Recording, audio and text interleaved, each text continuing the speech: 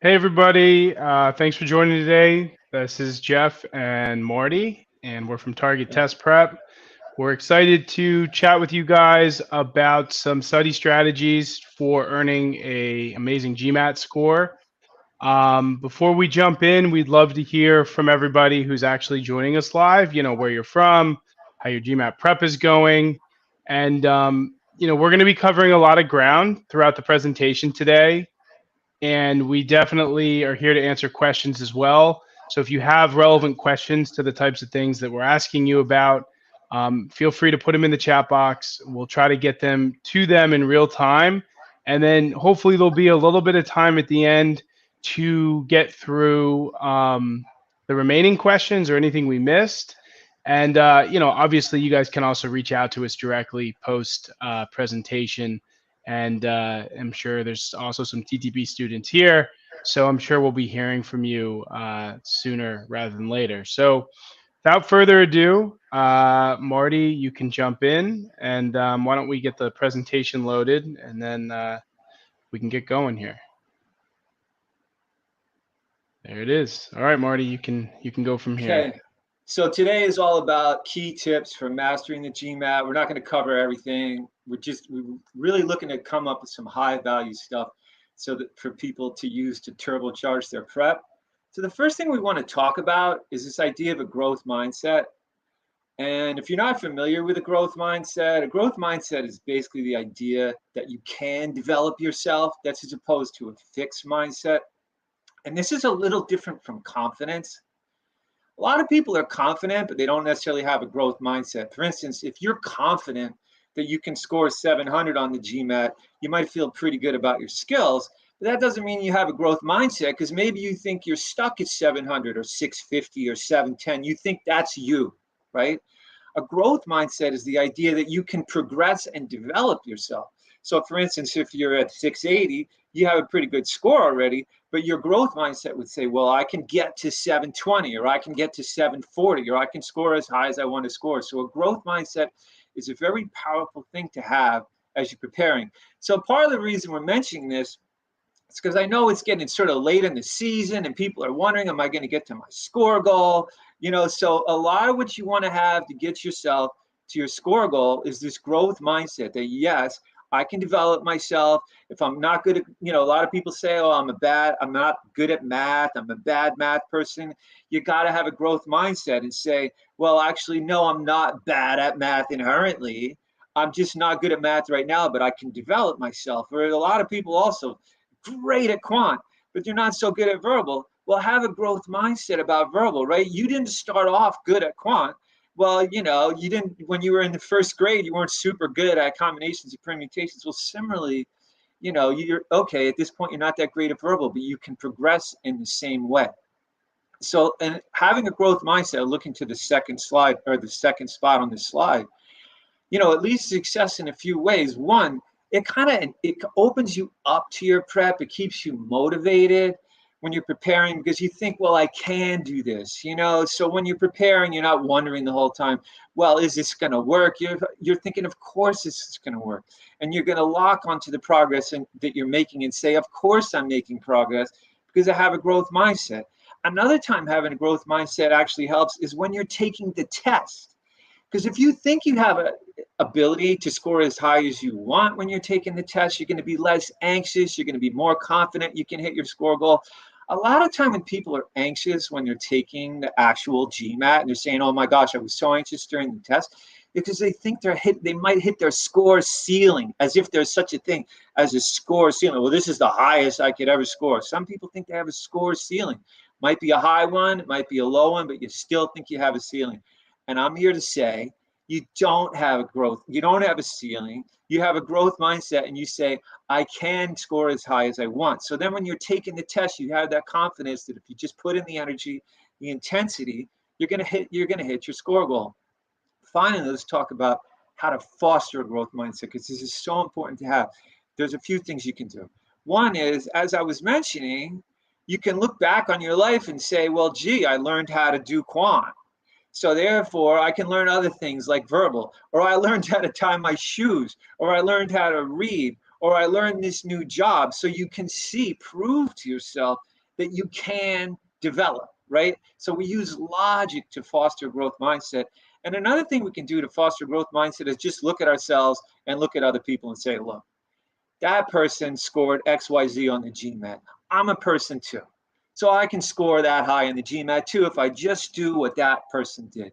So anyway, I want to say whether you're deep into your prep and struggling, or you're getting into the prep and you're wondering how well you're going to do, or anywhere in between, look, having a growth mindset is really going to take care of a lot and help you power through this prep and make things happen. On to you, Jeff is going to talk about some quant now, things you can do in quant once you've fostered that growth mindset. All right, very good. Everyone can hear me? Hear me okay, Marty? Yeah. Perfect. All right, that means everyone else can. All right, so obviously, everybody, we're here to talk about how to deal with some quant prep, how to deal with some verbal prep. I am going to go through some tips to how to organize your GMAT studying from a quant perspective, things you can do to create a successful study strategy for quant. Keep in mind, a lot of the things that I'm saying, will carry over to verbal. So you'll be able to use some of these things in both instances. And of course, in the target test prep study plan, we do interdisperse verbal and quant. But look, if you're just starting from scratch, which some of you here may be, or some of you watching this video, there's things that you need to be doing. So first thing is, you don't jump into your prep head first, right? You need to make sure that you understand what's tested on the GMAT, how it's tested. And that's especially true because starting off, getting a baseline score is going to be really important as far as knowing your starting point and then understanding where you have to go. So it's easy. Spend a week, spend 3 to 5 days getting used to the structure, the format of the test, right? Understand what is tested on the quant section, what is tested on the verbal. Remember, you don't have to be an expert. This is just your beginning portion of your GMAT studying. And heck, you might get a really bad score when you take that first practice exam, but at least it's showing you where you're at. And that brings you to step 2, which is just doing a few practice questions. Do some SC questions. Do some critical reasoning. Do a reading comprehension passage. Do some problem solving, some data efficiency quant questions. Enough under your belt where you feel like you have a foundation, where you have a fair fight in your practice exam. Next, go to MBA.com and then take your MBA.com practice test, right? Hold on one second, guys. Marty, you might need to mute if I'm hearing feedback from you. If it's not you, then I'm not sure who it is. There we go. Bliss, silence. It's just me now. All right, so go to MBA.com, take the first practice exam. Now, you may be saying, well, MBA.com gives me 6 of them. Why would I waste my first one? Well, I have some good news. The databases, or the data banks, however you want to say it, in the first 2 practice exams are quite large. So by the time you get to the end of the year prep, you can repeat the first one. You'll see generally different questions. So it's not as if you're wasting an exam there. Now, when that's done, you compare your baseline score to your practice test score to your goal score, and you see the gap. If it's a 400-point gap, it's going to take you a while, 6-8 months, maybe more. If it's a 50-point gap, clearly that's less. Point is, plan accordingly. Don't do this 2 months before you're supposed to apply to business school. And look, if you do, you may have to adjust plans. You may have to go to a later deadline. You may have to go to a different application cycle. Just be nimble with this. Don't put yourself in a position where it's all or nothing, because trust me, that is a stressful proposition. It's only going to make your GMAT studying worse. It's only going to make your performance worse. Next, when that's done, get your prep materials, right? As you guys know, you go to GMAT Club, there's a lot to choose from. Read success stories, read reviews, reach out to students who have used certain materials, Reach out to the people who make the materials. We talk to students all the time about the best ways to use target test prep, right? We have students coming who are starting from scratch, and it's a simple conversation. Follow the study plan and complete it. We have people like I've seen already on this call. Someone just said they got a 650, even though they were getting a 710. Well, if you came to us and we had a discussion about how to use TTP, there's some really efficient ways you could use our course where you don't have to complete the whole thing or do it from beginning to end. And those are the things you want to think about as you're selecting your prep materials. And then from there, you need to create your study schedule. That's different than your study materials. Your study schedule is how much and how often you'll be studying for your test. My floor is 18 hours. I like to use that as a floor because we're talking 2 hours each weekday, 4 hours each weekend day as a working professional. Remember, that's plus or minus, give or take. Week to week, things can change. Point is, GMAT prep has to be a high priority. If it's not, it's going to be tough to study for the exam. And look, it's a finite process from beginning to end. If there are things you want to be doing in your life that you're not because of your GMAT studying, that's fine. That's just the way it goes. But eventually the GMAT studying will be over and you can return to your normal social fun things that you prefer to do. And the GMAT will be behind you, hopefully successfully if you're kind of following these steps. And just to belabor one of my points, I see someone in the chat said that they scored a 680 and they're using TTP. So that's a perfect example of someone who can use our course to their advantage. There's tons of data, tons of analytics, and they're not going to have to go from the base of the course all the way through. There's things they can do to efficiently use it, which is cool. And that's one of the reasons why our course has been so great for such a wide range of students. Okay, we can move to the next slide, Marty. All right. Now, quant strategies. Like I said, a lot of these can pertain to verbal, so just keep that in mind as I'm telling you guys this. And some of these may seem obvious, as in build a strong foundation first. Now, some of the mistakes that I'll see people make as far as their GMAT prep is concerned, especially someone who's new to the test, they grab a book, they open it, and they just bomb through questions, question after question after question. Now, yeah, for some of the population, maybe that can work, maybe.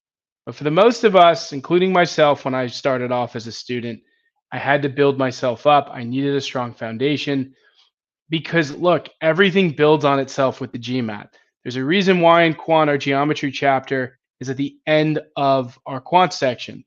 People ask us about this a lot. Oh, is it not that important? Well, no, it's very important, but it builds on previous skills. It builds on quadratic equations, builds on algebra, builds on ratios, builds on percentages, etc., even rates. So if you're not kind of, building up from that base and you're doing a bunch of random stuff, not only are you not going to be able to deal with these multi-layered questions, but you're never going to get your footing in just one topic, mastering it and moving on. I realize that the GMAT is consisting of mixed questions, but as you're learning, you can't worry about that initially.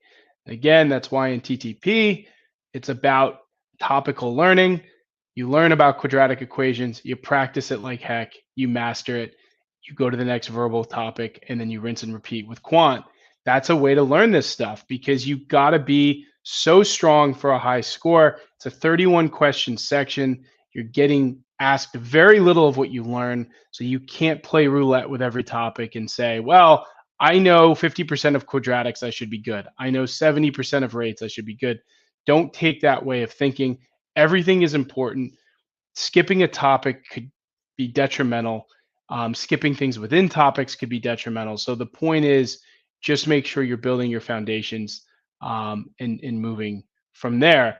And, to skip over to algebraic translations, to further my point, so algebra is everywhere on the GMAT. And again, that's why we teach it very early on in your prep.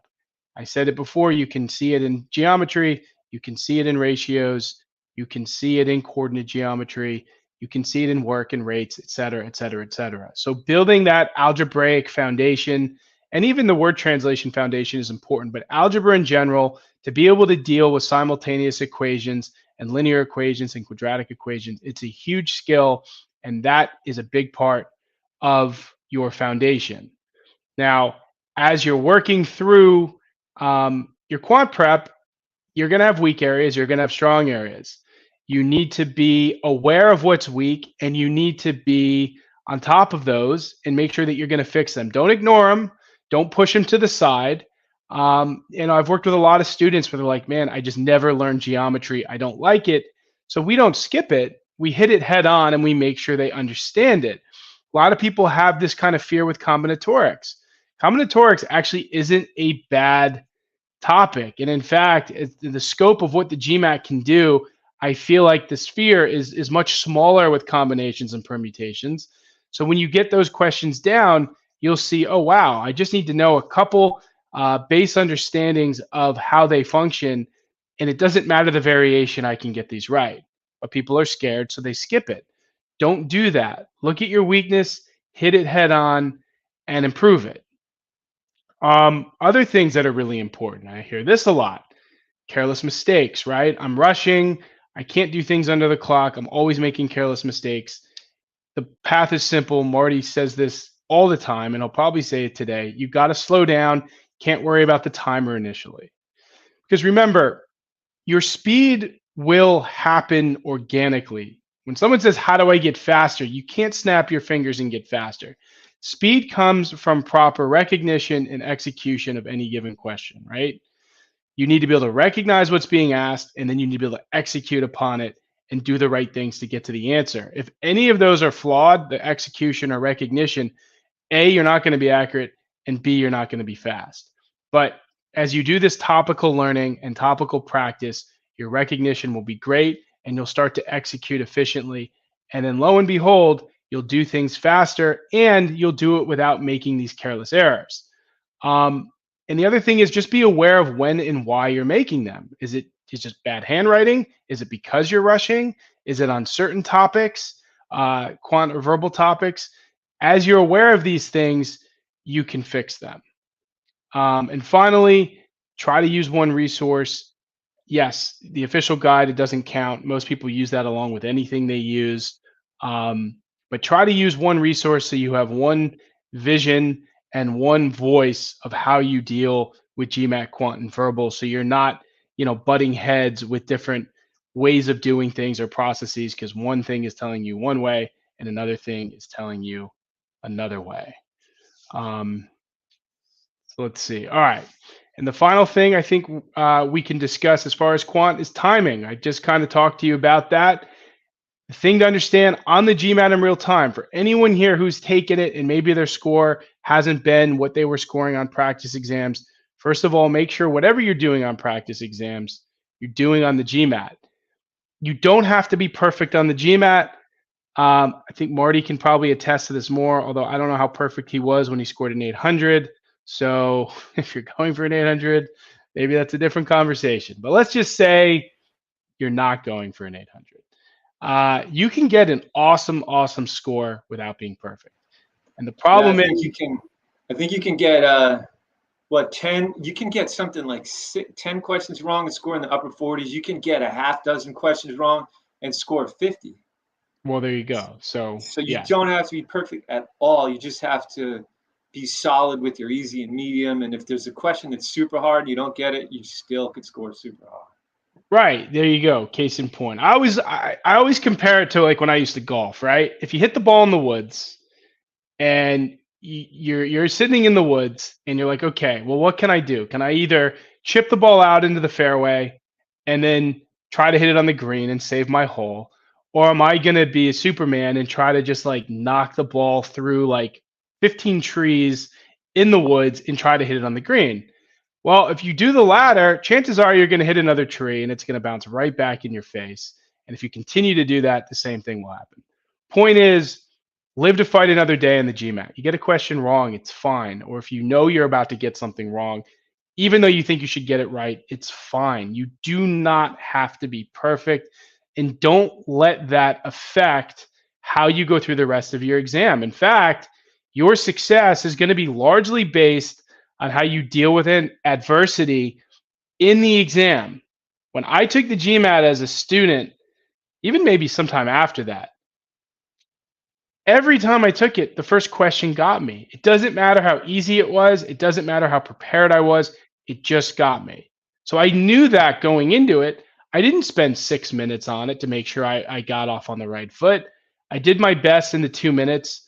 I moved on, and I ended up getting good scores on those tests, regardless of how that first question went. So, just be careful of that. And the other thing regarding timing is, look, if you're behind on the clock, allow yourself to organically catch up.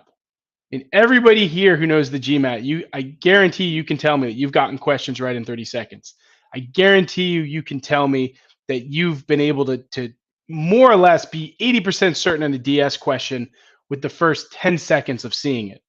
That means those are the better ways to catch up than just throwing out a question in the middle of your GMAT, because you don't know how hard it easy it is. I mean, maybe you have an idea, but you don't really know. So don't throw it out. And look, if that ends up meaning that you guess on the last 2 questions of your GMAT versus throwing questions out in the middle, then guess at the end. I mean, I was just talking to a student about this yesterday, and that was one of the things he did, and he was underperforming on the GMAT versus some of his practice tests where he didn't have these timing issues. And part of it, I thought, was because he was throwing away questions in the middle. And the thing is, when you do that, it takes you out of your flow. So if you know you're behind the clock on question 13, and you're like, okay, I got to pick the right question to throw out. I got to pick the right question to throw out. Okay, you do question 14, you're still thinking about it. You do question 15, you're still thinking about it. Well, remember, that's in the back of your mind. So that's affecting everything you're doing in the middle of the test. It can't be helpful. Conversely, if you just get to the end of the test and you're like, oh crap, I have a minute and 2 questions, boom, boom, here's my guesses, I'm done. Well, it didn't affect anything, right? You just did it at the end because you had to. You're no better, you're no worse off because you did it. I would rather that be your strategy than trying to do this thing where you're always trying to be like perfect on your time throughout the test. I think that quick trigger finger is going to hurt you. So try not to do that. Yeah, I mean, and can I add something to that? Yeah, A lot of it, the difference you're talking about here, yeah, if you see a super hard question that you're a minute and a half into it and you realize I don't really think I'm going to answer this, sure, ditch that question. But that's only because you really didn't think you were going to get that question in any reasonable amount of time anyway. But you're not ditching it to catch up with the clock. You're ditching it because it's not going to do you much good. It's not a worthwhile investment. And those are 2 different things, because the test doesn't know if you're caught up with the clock. Right. The test, you can click through the last 2 questions at the end, and that's just as good as skipping any question in the middle. Yeah, totally agree. And that's the same. It's the whole idea of doing things organically and, not just doing things to do them. I totally agree. Totally agree. Yeah. I mean, so often people guess on a random question. Oh, I have to catch up with the clock. And I mean, Jeff said it. If it's an easy question, well, now you killed your score to catch up to the clock, because if you miss it or not, you might not see necessarily an easy question, but even an easy or medium question, the test is going to say, gosh, you just got that wrong. Well, I guess your score should be lower than I thought. Yeah, totally agree. Totally agree. Okay, cool. Now, is there anything else for quant that we have? We might be able to move to verbal. You can do the next slide, Marty. Okay. Oh, there you go. Okay, so having covered quant, we're going to talk a little bit about verbal. I'm going to talk about some of the major pain points that people experience, and because a lot of people experience the same stuff with verbal. So we're going to talk about how to sort of surmount this thing, because we all know about learning the sentence correction rules or learning the different parts of the argument for critical reasoning and stuff. So we're going to talk about some specifics that really help people to either ace this thing or really, either can make or break your game. And one of the key things with verbal is understanding that it's a logic game. GMAT verbal is at its heart a fairly sophisticated logic game. And if that sounds surprising to you, you're like, wait, I thought it was all about learning sentence correction rules, or, it seemed it was a grammar game, or maybe a reading game. Well, okay, it is sort of those things, but the key thing with this, and the key thing that's going to drive your score up, is understanding that verbal is a logic game at its heart. And the reason it's going to drive your score up is you're going to prepare optimally, right? Because if you know what you're going after, you know what you're up against, then you're going to prepare for it in a way that's going to work. And check out what your verbal score is really based on. Your verbal score is really based on how sophisticated you are in playing this logic game. And I'll show you what I mean. Like, for instance, when you're going through a critical reasoning question, an unsophisticated, not very logical way of trying to answer the question be like, well, I'm going to eliminate all the extreme answers, right? So if a question says, if a choice says all of the people, or or never, or every single one of the factories, oh, I'm going to eliminate that because it's extreme. Well, if you think about that, it could work some of the time, but you're not really playing a logic game if you're doing that. You're just doing some rote thing that you've heard about on GMAT Club, or some rote thing that you heard about from a friend, or maybe a book said, well, extreme answers aren't that great. So that's not playing a logic game. A more sophisticated thing to do would say, well, this choice is actually correct because it says all the people, and we can tell that what we really need in order to weaken this argument is a statement about all the people, because the argument is about something that happens to some of the people. So I mean, I don't, that's a sort of specific scenario, but the point is, the more sophisticated you're thinking, the more sophisticated your approach is, the more logic-based your approach is, the higher you're going to score on GMAT verbal. So if you're saying, well, why am I stuck at 32 in verbal? My goal is 42. Why am I stuck at 32?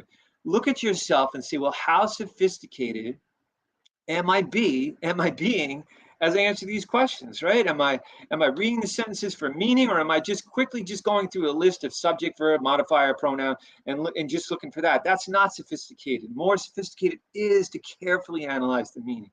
In reading comprehension, am I looking for words that match the passage? That's not very sophisticated. Or am I looking for the meaning of the passage and saying, well, does this meaning match this choice? Is this choice truly supported? And if you're doing that, which is more sophisticated, then your score will go up, right? So also, if you're learning about verbal, just watch out for those gimmicks. And we're going to talk about that a little in a minute. But, anything gimmicky or simple probably isn't going to get you to your verbal score. Now, another key thing with verbal is understanding that to a large degree, acing GMAT verbal is about telling the difference between trap choices and correct answers. And so I'm going to focus on that because I've been talking to people about this a lot. They're saying, why isn't my verbal score going up? What do I have to do? I know all the rules. I've learned all the concepts. What's going on? And a lot of it is that the verbal game begins with what we could call the infamous last two choices. This is what you're really up against when you're doing a verbal question. I mean, when you're doing a question, sure, there are 5 choices, but a lot of the time, we all know, we can eliminate 3 of those choices, or at least 2, pretty easily, right? And then we get down to these infamous last 2 choices. And a lot of people say, well, when I get to the last 2, I just guess. And you know what? That'll get you to 50%. If you can get down to the last 2 choices and guess between them, odds are you'll get 50% of verbal questions correct. But that won't get you to your score goal, right? So the game begins with these last 2 choices. One of them is correct, and the other is a cleverly written trap. So, since this is so important, I want to talk about the key differences between trap choices and correct answers. Because if you get this and you're having trouble with verbal, getting this could take you to the next level, okay? So here's the deal. Whether you're looking at a sentence correction question, a critical reasoning question, or a reading comprehension question, the key thing with a good trap choice is the trap choice has the vibe of being correct. That makes sense? Like a sentence that sounds right but isn't really right, but has the vibe of being correct. It has all the components. Okay, running down the street, the ball was hard for Jim to catch. I mean, we have running, we have Jim, we know he was running, we have the ball that he was trying to catch. The sentence is all there. It sounds correct. It's sort of grammatically correct, but there's something clearly wrong with it because it says running down the street, the ball. So it's implying that the ball is running down the street. So here we have a sentence that has the vibe of being correct, but it's not really correct. And it's just so interesting how the GMAT can fool us by giving us a choice that has the vibe of being correct, but isn't really correct, right? On the other hand, a correct answer will be supported by solid logic. So if you saw the same sentence, it would say, running down the street, Jim had trouble catching the ball. Well, now Jim is the one running down the street, right? And the sentence isn't that different, but now it's really logical, right? And the GMAT is testing to see whether we're looking for logic, okay? It's almost testing to see, you know, do you notice the difference here? Even if it's something as simple as subject-verb agreement, it's about logic. It's about, do you notice that this is a plural thing and a singular thing? They're trying to work together. I mean, sure, we all have to write for business school, and yeah, we have to know how to speak for business. But that's not why they test us really on sentence correction. You could see a sentence as a plan, right? A sentence is a plan. A sentence is a plan for expressing a thought.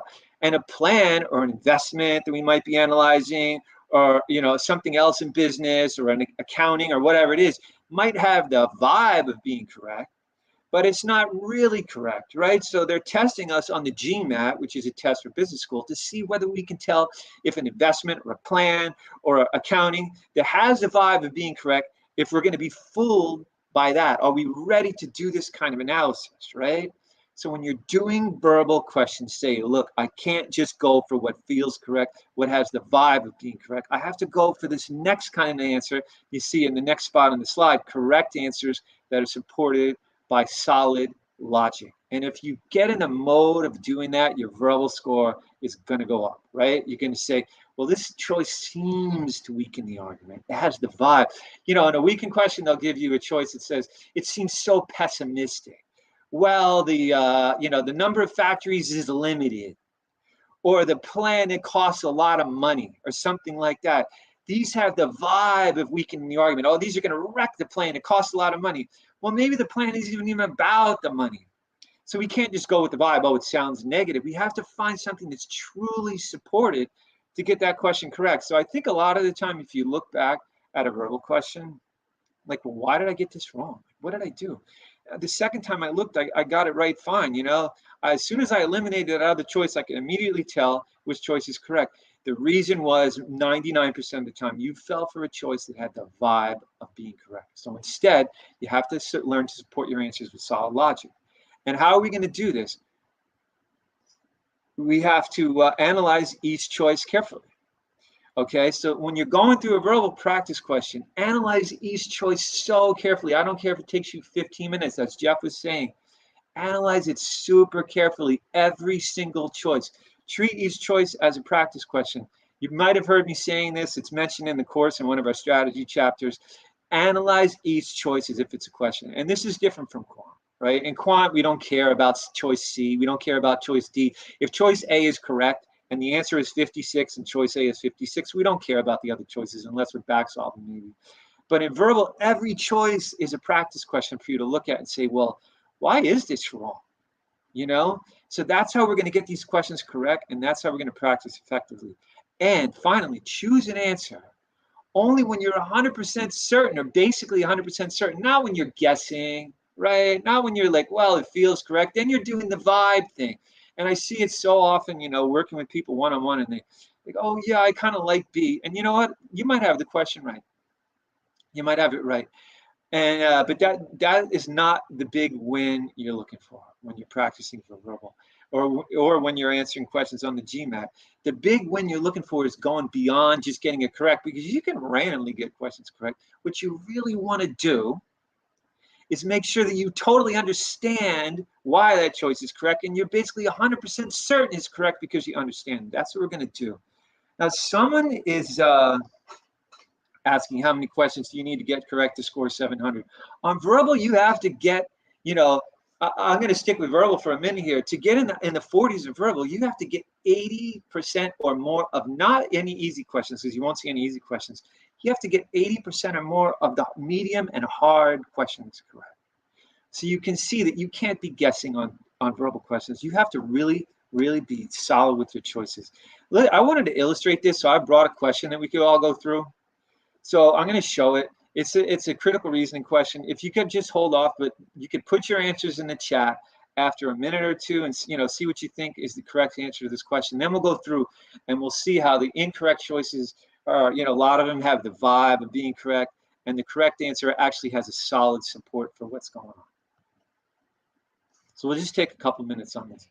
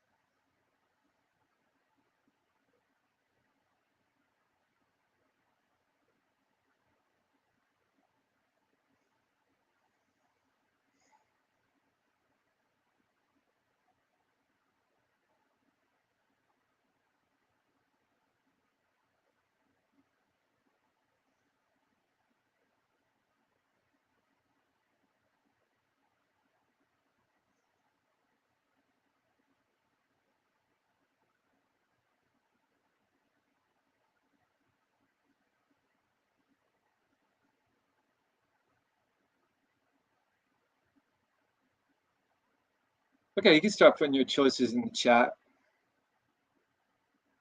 What do people think?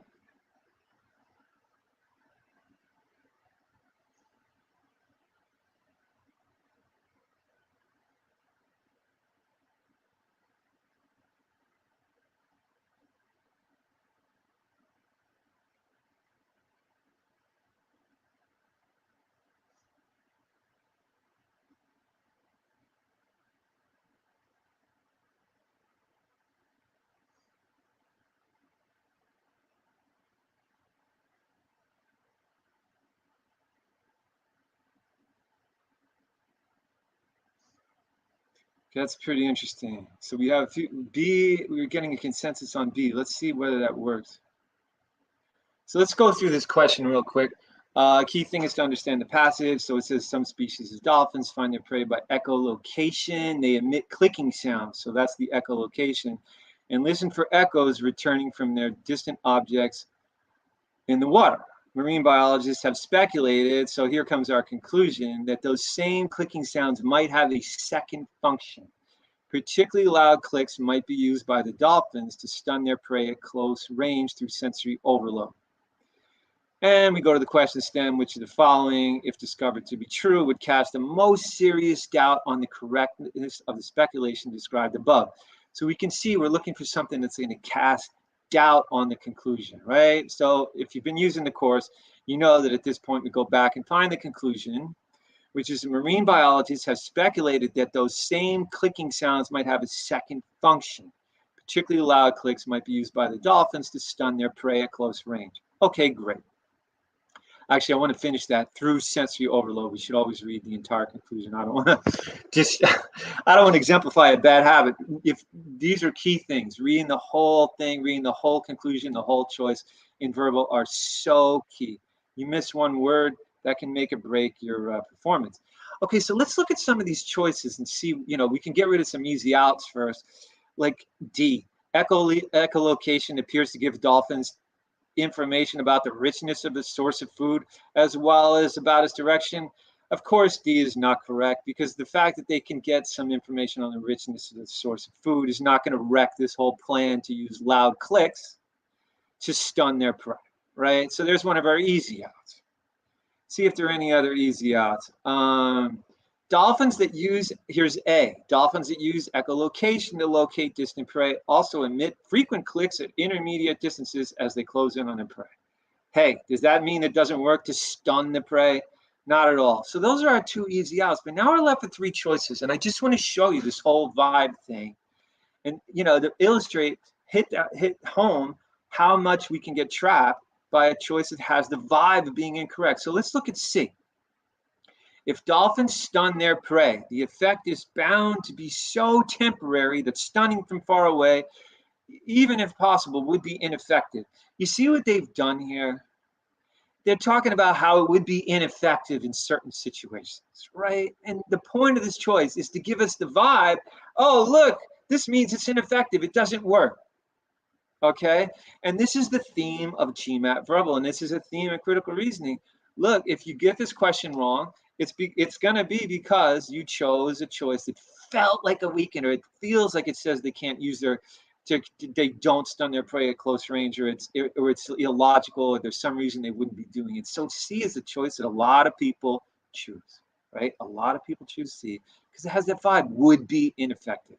But the fact that, if the effect is temporary from far away, doesn't mean what's the particularly loud clicks might be used at dolphins to stun their prey at close range is the conclusion, right? If you look at the last range, close range. So does it matter that they can't stun them from far away? No. So using logic, we get rid of that choice. Using vibe, we might choose it. Another choice that has the vibe of being a weakener is E. The more distant a dolphin's prey, the louder the echolocations must be if they reveal their prey's presence to the hunting dolphin. Oh, wow, their clicks have to be loud. So once again, it has the vibe. You're like, well, Josh, maybe they won't be loud enough, and you think this weakens the argument. So sure enough, many people choose choice E because it has the vibe of saying, wait, they got to be super loud. And I don't know if that's possible. So a lot of people choose E, but let's face it, it says the more distant. Once again, the conclusion about is what happens at close range. Look at the last line, through sensory overload. So E doesn't matter because what goes on at a long distance doesn't matter when we're doing something for sensory overload at close range. So what is correct? Well, we have to use a little more sophistication. Look at B. The usefulness of echolocation as a means for locating the prey depends on the clicking sounds being of a type that's such that the prey is incapable of noticing, regardless of volume. Well, okay, so the theory is they're using loud clicks to stun their prey at close range through sensory overload. That means it's too loud to deal with. Well, if they're too loud to deal with, then the prey can certainly notice them, right? So B totally wrecks the argument by saying, look, it would never work because the prey can't notice it if it's going to work. If the prey has to be loud, has to be clicking sounds that the prey can't notice. So this is does this jump out of this? Does it sound negative? It actually sounds fairly neutral, right?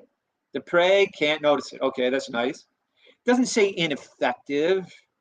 It doesn't say something about the more distant, that sounds negative and weakening. It doesn't do any of that. It just says a neutral thing about the sounds have to be a type of that the prey isn't capable of noticing. But that's our weakener. And there is verbal in a nutshell, right? The difference between those choices that have the vibe of being correct and the choice that had a logic we really had to think about. Well, if they can hear it, then it's not going to work with close range. It's going to chase them away. Okay, it's not going to stun them with loud clicks because if they're loud, they can hear. So that is in a nutshell what you need to be doing if you want your verbal score to go up, okay? And the same thing in reading comprehension. They can, as I was saying, they can have choices that really feel correct. Oh, it felt like the passage said that. It felt like the passage said that these two authors disagreed. But if you look back, they actually didn't disagree. It felt like, they said that this person didn't actually make a difference in the world. Well, actually, the author didn't say that. The author said that people question it. So you have to be so careful and really decide what is truly supported, and then your verbal score is going to go up. Okay. So let's talk a little bit more about how to prepare for verbal. So some strategies for preparing for verbal. One is don't just run through practice questions to prepare for GMAT verbal. It definitely helps, as you can see, to go through practice questions. But also notice that if you know a little bit about the questions, you know to look for the conclusion in a weakened question. You know about looking for key details like what's loud in critical reasoning. It's going to help a lot. So if you learn some concepts for these things, particularly in sentence correction, it's going to help so much. So don't just run through practice questions. Actually learn before you practice, okay? Learn those sentence correction rules and then apply them. Learn strategies for analyzing critical reasoning passage, reading comprehension passages before you practice. That makes such a difference. It's so interesting to me because I always was a little scared, maybe you could say, of reading comprehension. And even though I was scoring pretty high on it, I just didn't feel solid. And then somebody showed me a bunch of strategies, and wow, did I become a lot more confident. Wow, did it really help to learn before I did those practice questions. Here's how you find the primary purpose of a passage. Wow, I could almost never miss them after that. So you learn the strategies and the concepts first and then practice. It's going to make a big difference. The third thing, as I was mentioning before, avoid these GMAT verbal gimmicks. Avoid the gimmicks, okay? This is a fairly sophisticated logic game. So if somebody's telling you gimmicks, well, just do this and you'll get every question right without having to do too much work, they're probably basically selling you down the river, because those gimmicks will get you to a low 30 score. And this constantly happens. People contact me, they call me on the phone and say, my verbal score won't go above 33. What is going on? And then I ask them what they're doing, and they're using these gimmicks. And that's exactly what those gimmicks are good for. They're good to get your verbal score to 33. They'll do it if you eliminate all the, or maybe 28 or something, which is, okay, fine, it's an average score. But if you're looking for a 700 level score, they're not going to work, okay? You need to be more sophisticated. You need to use some discernment. If somebody's saying, well, just do this and it's going to work every time, you have to be discerning and say, that sounds suspicious, because I heard the GMAT verbal is a fairly sophisticated logic game. So if you're telling me I can always eliminate this kind of choice or any choice that uses this kind of wording, it's probably not going to work. Another thing when you're doing this, what does this mean? Start your verbal practice on time, okay? This is not easy. This isn't easy, doing these verbal questions, analyzing these choices and seeing, well, why is this really incorrect? And going through all 5 choices. Even when we did that question, we blew through those choices practically. If you're really identifying what's going on in every choice, every SC error, every meaning issue, it's going to take you in the beginning. It could easily take 10 minutes or more for one question. I see it all the time. And if you're using the Target Test Prep course, you're going to see, people ask me, well, why? You're telling me I should, I could spend 10 minutes on the question. It's not going to be a problem. And I look at the average time per student, and it's only 1 minute and 30 seconds. And I'm like, yeah, that's why not everybody scores 40 plus in verbal. Because a lot of people don't take the time. They only spend 1 minute per question or 1.5 minutes or 2 minutes per question, and they don't put in this hard work to learn to analyze every single choice and see exactly what's going on. So yeah, read those practice strategy lessons in mission 3 of the course, okay, and everything they say about how to practice on time, fully analyzing the questions, and really developing those mental skills you need to say, okay, this choice is explaining, I need a strengthener, so that's not going to work. This choice is qualifying, I need a strengthener. This choice is weakening, I need a strengthener. You're not just going, well, it seems relevant or irrelevant. This is in scope, out of scope. You're fully analyzing it. In the beginning, it takes time. This is like a new job for you. You need to learn to do it. So, and another thing I'm seeing with a lot of people, your first goals are high accuracy and complete understanding. And what I'm seeing with a lot of people is they're wondering, why isn't my verbal score going up? And the reason is because you're not achieving high enough accuracy in your practice. As I said, to have a high verbal score, you need to get 80% or more of the medium and hard questions correct. Forget easy questions. You're not going to see easy counting questions on your test. So what that means is that when you're practicing, your medium accuracy has to be something above 90% if you're looking for a score above 40, above 90%. So if it takes you a half hour per question to achieve that accuracy, do it. That's your first goal. Learn to get that accuracy. And what's going to happen is as you're achieving that accuracy, you're going to learn what you need to learn, right? Because you're saying, well, how come I'm not achieving 90% accuracy? Go look at a question that broke your accuracy. Okay, so you did 8 out of 10 sounds pretty good, but it's not 90%. It's probably not going to get you your score ball, at least on medium. And easy, forget it. You have to get close to 100%. So if you miss an easy question, you got to look and say, well, what on earth happened that I missed that? Analyze it, figure out what concept you didn't know. What was wrong with your execution, right? And figure out how to get your easy accuracy close to 100%. And when each time you say, okay, I got 90%, I got 80%, what do I have to do? At a certain point, you're going to address every single issue. You're going to be getting those easy questions correct and close to 100%. And then you'll hit that you'll be good, right? Because you've addressed all the issues that keep you from getting easy questions correct. And then you go to medium questions and do basically the same thing. Now you don't have to get 100% of medium questions correct, but you've got to be up there well above 80% and better off above 90%.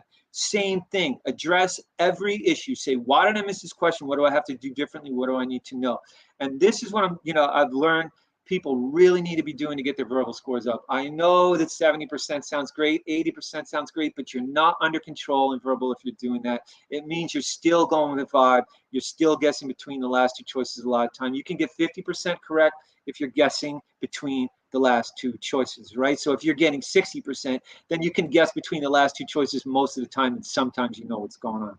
You really have to get that super high accuracy when you're practicing untimed. And then once you're doing that untimed practice and nailing them and super confident, you always know what's going on, then shoot for speeding up. And by the way, speed will come with skill, because what makes you fast in verbal is how precisely you see what's going on. So if you're having trouble with verbal and you're like, well, how come I'm not fast enough? One key thing is to say, well, how can I become more precise?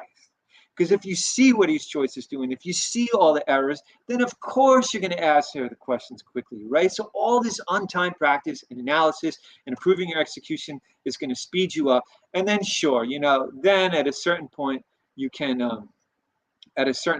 say, well, now I'm going to work on trying to speed up. I'm going to look for efficiencies and I'm going to look for ways to become faster. But honestly, the things that you learn to achieve close to 100% accuracy are going to make you fast in verbal. Now, somebody's asking whether students who are good at quant are naturally good at CR too, and that's absolutely true, because CR is, it's not true in the beginning necessarily, but CR is very much like quant, and it goes back to this whole thing about logic, right? Just as in a DS question, you're going to look and see whether you have enough information. Do these, what are the angles? What are the implications of these statements? You're doing the same thing in critical reasoning. So as soon as you realize that, okay, then you're going to score high in critical reasoning, because you're going to know, you're going to be good at sorting through the angles and seeing what's going on. So yeah, they're closely related. And honestly, sentence correction is similar too. The same things that do, help you in quant do help you analyze the logic in sentence correction, because we're just moving words around. What's the effect of this? It's sort of like squaring something or multiplying by a fraction. It has an effect. If we move a word, it has an effect. So you're looking at the effects. That's what this test is all about, okay? So anyway, that's your, this is your way you're going to get to your high verbal score. Learn to be precise, learn to shoot for super high accuracy. If you can't achieve high accuracy in verbal, then you got to wonder, well, why did I get that question wrong and not the others? Maybe there's something I'm doing that's weak all along. And then speed will come with skill, okay? Okay, are there any other questions in the chat right now?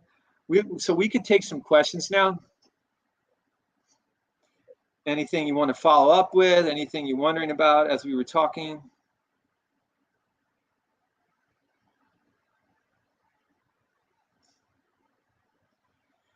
Yeah, sure.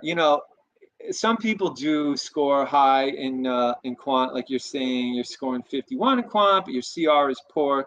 It's not always true, but the more you see the similarity and the more you treat verbal questions sort of the way you treat quant questions, the higher you're going to score in verbal. Like there's things people do in quant that they are verbal they would never do in quant. Like for instance, in quant, if you're looking for Jim's rate, are you really going to choose between the last two choices? Not normally. You're actually just going to calculate Jim's rate. You got to treat the verbal choices, the questions with the same level of respect and say, look, there's a logic to this. And then I think you'll be able to improve in verbal as well. If you're not able to improve in reading comprehension, it's probably for two reasons. One, you might be you might once again not quite understand the basis of it or what the main thing of reading comprehension is. It's really about comprehension. So, I know we all learn these keywords and things. However, we got to look for however, we got to look for although, we got to look for example. And people start breaking up the passages into little bits and things. But really at the heart, RC is about understanding the passage. It's about understanding the implications of sentences. So you really, to improve in RC, you got to focus on, am I really understanding? So that's one main thing. The other thing is going back, getting really into the habit of deciding, is my choice supported? People will say, well, my English skills aren't that good. My reading isn't that fast. And yeah, these can be challenges, but you can do things when you're going through a passage. Like if you see a list of examples, you don't have to carefully read all these examples. You can always go back and read them. There's things you can do to cope with, reading skills and things like that. But what you can't cope with is poor execution. And I do this in my webinars all the time. It's fun to go through an RC passage and say, look, this is all the information we needed to support this choice. So you don't have to be the greatest reader ever to get this question correct. You just have to look at the choices and say, well, is this really supported? That's what you're doing to nail reading comprehension, is learning to decide, learning to find the information in the passage and decide whether your choice is really supported. And once again, we go back to that whole vibe thing. Am I choosing choices on vibe? Or the sophistication thing? If you're choosing choices because they sound like what the passage said, that's not very sophisticated, right? You have to be sophisticated in this and say, yeah, probably this test is not going to say the correct answer just like the passage. They're going to say something different, and they're going to make me figure this out, because this is a test for graduate school. It's not a test for the 6th grade. Okay? So you have to make sure your choices are supported, and you have to make sure you're truly understanding what you're reading. Even if, you don't have to understand it perfectly. I understand if your English skills aren't perfect, you may not understand every word. But by the way, I've seen people with English skills that are not as strong as, some of the weakest I've seen score super high in GMAT verbal because they learn to execute and be careful. Yeah, okay. So someone's asking about what I said about medium and hard questions. Absolutely. It's more about the medium questions to get to the 40s in verbal. You obviously, if you see any easy questions, they'll be experimental. You would basically want to get, greater than 80% of the medium questions. But really, if you want to get into the 40s, unless you're going to get a lot of hard questions correct, you want to get 90 to 100% of the medium questions correct. And that goes for quant too, right, Jeff? It's so much of it's about Yeah, just no, getting the questions correct. right, and we talked about this earlier. Yeah, so then the hard questions, that's the gravy. That's what gets you from 38 to 45. The more hard questions you get correct, then that's going to get you to that top level score. But you don't have to get many correct to get into the 40s. Right. Yeah. Okay. If I'm running out of time and get an RC passage and how to tackle the situation, where'd that question go? Oh, well, it really depends. It really depends. If you're having trouble with the passage, burn through it, read it quickly, do your best to go back from the to go through. I wouldn't just skip it, but do your best to get some of the easier questions correct. Like go to those info-based questions, the information you need to find in the passage with keywords. Those usually aren't too hard to get correct. And do your best on the passage and keep going. How can you develop your vocabulary? Yeah, there are some key vocabulary terms in the on GMAT verbal that appear a lot. So, if you see a word, that one of those words like assess, or I guess that's not too complex a word, but some of those words that we see a lot in GMAT verbal, certainly look them up. You can make a list of the terms you see appearing over and over again and review them.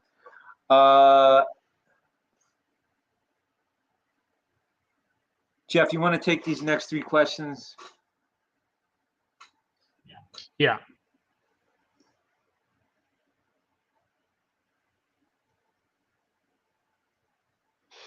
Well, one is final tips, and I guess we have more to just mute real quick feedback. Yeah, I'm gonna mute. Final tips on how to ace the GMAT. I think collectively everything we said here was really important.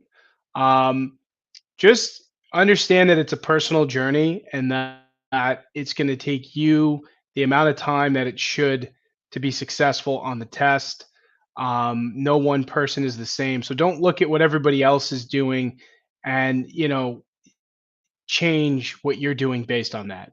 It's your journey. It's going to take you a certain amount of time, and that's it. So you can't really look around at what everybody else is doing and try to mimic them exactly.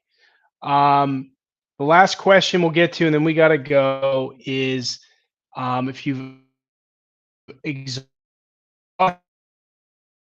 official many practice exams, right?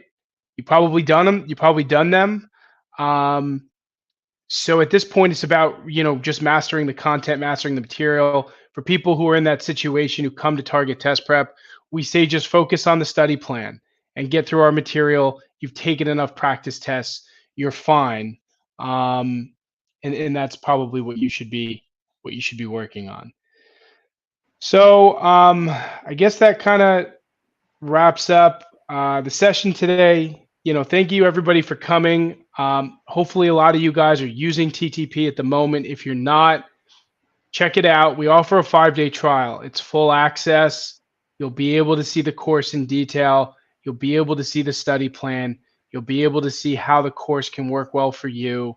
And again, it doesn't matter where you're starting. If you're starting from scratch, awesome. Our study plan will build you all the way to the top. If you've already taken the GMAT, there's really cool, efficient ways you can use the course. You can reach out to us to ask through live chat. We can help walk you through that. And beyond that, I'm sure Marty and I will be back here on YouTube Live at some point. We also do free webinars throughout the week, Thursdays and Fridays, Quant and Verbal. And that's it. I think we can Yes, kind you of can sign certainly off. bring any of your questions to those webinars as well that we didn't get to today. Yeah, exactly. So thanks for coming, everybody. Thanks for the participation. We had a blast here. This is great. And as I said, I'm sure we'll be talking to all you guys soon. So have a good one, everybody. Take care, y'all.